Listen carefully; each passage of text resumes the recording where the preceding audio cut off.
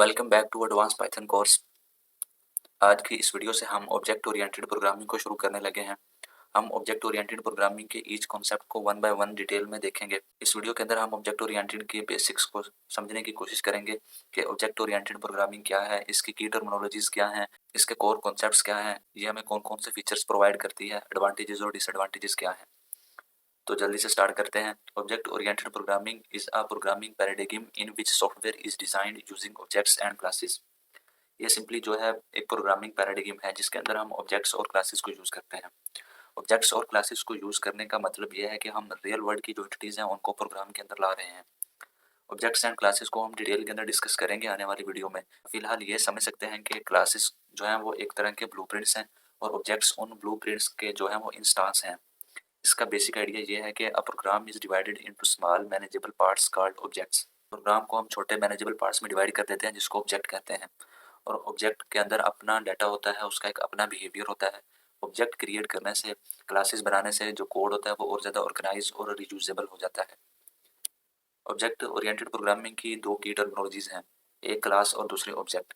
Class के बारे में मैंने जैसे अभी आपको बताया कि अ class is a blueprint. Class एक ब्लूप्रिंट है। ब्लूप्रिंट की एग्जांपल आप ऐसे समझ सकते हैं कि जैसे आप एक घर बनाते हैं, घर का पहले नक्शा तैयार किया जाता है, वो नक्शा एक ब्लूप्रिंट है। उस ब्लूप्रिंट के अंदर प्रॉपर्टीज़ डिफाइन होंगी कि जो घर आपने बनाना है वो कैसा होगा, उसमें रूम कितने होंगे, किचन कहाँ होगा, घर को कलर कौन सा करना है। वो सारी प्रॉपर्टीज़, वो सारे मेथड्स उस ब्लूप्रिंट के अंदर डिफाइन किए जाते हैं। जैसे कि नीचे लिखा हुआ है, it defines the properties and methods. Blueprint जो होता है, क्लास जो होती है, उसके अंदर प्रॉपर्टीज और मेथड्स डिफाइन किए जाते हैं दैट ऑब्जेक्ट विल हैव।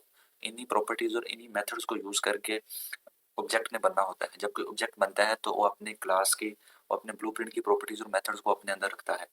जैसे कि नीचे ऑब्जेक्ट की डेफिनेशन में भी लिखा है कि an object is an instance of a class. Object जो है वो अपनी क्लास का एक इंस्टांस होता है, उसके अंदर अपनी क्लास की तमाम प्रॉपर्टीज और मेथड्स मौजूद होते हैं और ये एक रियल वर्ल्ड एंटिटी को रिप्रेजेंट करता है। जैसे एक टीचर भी ऑब्जेक्ट है, एक स्टूडेंट भी ऑब्जेक्ट है, एक एम्प्लॉय भी ऑब्जेक्ट है, एक कार भी ऑब्जेक्ट है, एक घर भी एक ऑब्जेक्ट है। तो ये रियल वर्ल्ड एंटिटी को रिप्रेजेंट करता है। इसके बाद नेक्स्ट जो है वो इसके कोर कॉन्सेप्ट्स हैं। इन्हीं कोर कॉन्सेप्ट के ऊपर ऑब्जेक्ट ओरिएंटेड प्रोग्रामिंग बेस करती है। तो जो फर्स्ट इसका कॉन्सेप्ट है वो है इनकैप्सुलेशन। इनकैप्सुलेशन का सिंपल ये मतलब है कि क्लासेस बनाना, यानी जब हम क्लासेस बनाते हैं तो हम इनकैप्सुलेशन ही करते हैं। इनकैप्सुलेशन ये होती है कि डाटा और मेथड्स को सिंगल यूनिट के अंदर बंद कर देना। सिंगल यूनिट मतलब क्लास। डाटा और मेथड को क्लास के अंदर बंद कर देना, ये इनकैप्सुलेशन है। इनकैप्सुलेशन हम क्यों करते हैं? हम ये इसलिए करते हैं कि अनऑथोराइज एक्सेस जो है वो ब्लॉक हो सके। हम अपने डाटा और मेथड्स को अनऑथोराइज एक्सेस से बचाने के लिए इनकैप्सुलेशन का कॉन्सेप्ट यूज करते हैं। सेकंड जो इसका कोर कॉन्सेप्ट है वो है इनहेरिटेंस। इनहेरिटेंस जैसे हमारे रियल वर्ल्ड के अंदर बहुत सारी प्रॉपर्टीज जो होती हैं वो पेरेंट्स की चाइल्ड के अंदर इनहेरिट हो जाती हैं, बिल्कुल इसी तरह हम यहाँ भी क्लासेस बनाते हैं। कोई एक पेरेंट क्लास होती है, कुछ चाइल्ड क्लासेस भी होती हैं।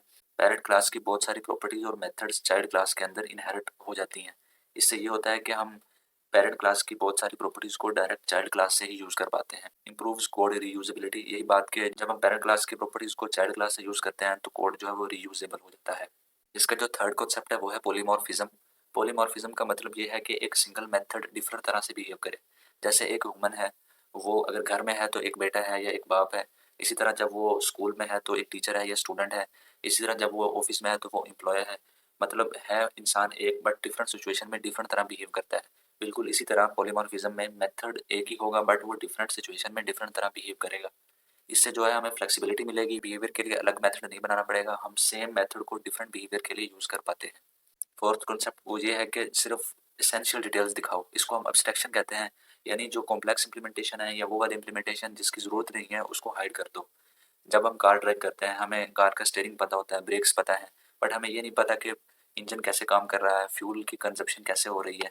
यानी ये इम्प्लीमेंटेशन हाइड की होती है। सिर्फ जो है वो एसेंशियल इम्प्लीमेंटेशन ही शो करने को हम अब्स्ट्रैक्शन कहते हैं। ये जो फोर कॉन्सेप्ट है इनको हम डिटेल में समझेंगे और देखेंगे कि ये कैसे काम करते हैं, इनका कोड लिखेंगे। बट फिलहाल आप इसकी बेसिक्स को समझने की कोशिश करें। नेक्स्ट हमारे पास ऑब्जेक्ट ओरिएंटेड प्रोग्रामिंग के फीचर्स हैं। ये हमें फोर मेन फीचर्स प्रोवाइड करती है। फर्स्ट वन है मॉडुलैरिटी। मॉडुलैरिटी का मतलब है कोड को पार्ट्स के अंदर डिवाइड कर दो। जब हम कोड को पार्ट्स के अंदर डिवाइड करेंगे तो हमें ये एडवांटेज होगा कि जब एक पार्ट हमें एरर देगा, एक पार्ट के अंदर जब बग आएगा तो इससे बाकी पार्ट जो है वो डैमेज नहीं होंगे। फॉर एग्जाम्पल आपने एक बैंकिंग सिस्टम बनाया, तो अकाउंट एक अलग पार्ट होगा, यूज़र एक अलग पार्ट होगा, एटीएम एक अलग पार्ट होगा। तो अगर अकाउंट पार्ट के अंदर कोई एरर है, कोई बग है, तो बाकी सिस्टम वैसे ही काम करते रहेंगे, हम बस उस पार्ट को जाके मॉडिफाई कर लेंगे, उस पार्ट के अंदर से एरर ख़त्म कर लेंगे। इसी तरह रीयूजेबिलिटी है, जब हम इनकैप्सुलेशन को यूज़ करते हैं, जब हम इनहेरिटेंस यूज़ करते हैं, तो हम कोड को रीयूजेबल बना रहे होते हैं। स्केलेबिलिटी है, यानी कोड हमारा किस हद तक एक्सपैंड हो सकता है। तो ऑब्जेक्ट ओरिएंटेड प्रोग्रामिंग के अंदर कोड को एक्सपैंड करना ईजी होता है कि हम बाद में क्लासेस के अंदर और मेथड्स और फंक्शंस ऐड कर सकते हैं और ऑब्जेक्ट्स बना सकते हैं। इनहेरिटेंस का यूज़ करके हम जो है वो पेरेंट क्लास के मेथड्स और प्रॉपर्टीज़ को नेक्स्ट क्लास के अंदर इनहेरिट कर सकते हैं। तो ये स्केलेबिलिटी भी इसका एक मेन फीचर है। मेंटेनेबिलिटी, यानी कोड को किस हद तक मेंटेन किया जा सकता है। जब क्लास के अंदर किसी एक फंक्शन में, किसी एक मेथड में कोई एरर होगा, तो उसको हम सॉल्व कर सकते हैं। ये मेंटेनेबिलिटी है। ऑब्जेक्ट ओरिएंटेड प्रोग्रामिंग हमें कुछ एडवांटेजेस भी देती है। इसका फर्स्ट एडवांटेज ये है कि प्रमोट्स कोड रीयूजेबिलिटी। कोड की रीयूजेबिलिटी बढ़ जाती है, जैसे हमने पहले डिस्कस किया। इनकैप्सुलेशन और इनहेरिटेंस हमें रीयूजेबल कोड बनाने में हेल्प करती है। ईजी डिबगिंग एंड मेंटेनेंस, हम डिबग कर पाते हैं, मेंटेनेंस इसकी आसान है। मॉडुलरिटी का जो फीचर हमने पढ़ा वो हमें डिबगिंग और मेंटेनेंस में हेल्प करता है। प्रोवाइड्स बेटर सिक्योरिटी, इनकैप्सुलेशन हमें सिक्योरिटी प्रोवाइड करती है, अनऑथराइज्ड एक्सेस को ब्लॉक करती है।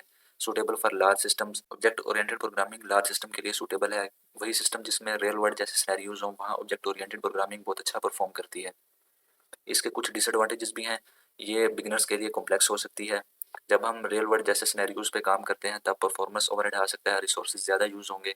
Not always suitable for small programs, ये स्मॉल प्रोग्राम्स के लिए सूटेबल नहीं है, बड़े प्रोग्राम्स के लिए ये सूटेबल रहती है।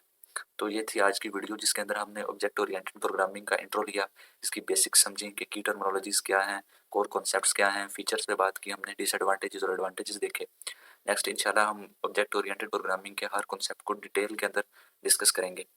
सो आप चैनल को सब्सक्राइब कर लें ताकि नेक्स्ट वीडियोज़ की अपडेट आपको मिले। अगर ये वीडियो आपके लिए हेल्पफुल रही तो लाइक का बटन लाजमी प्रेस करें। कमेंट सेक्शन में अपनी सजेशंस भी लाजमी दें। Thanks for watching.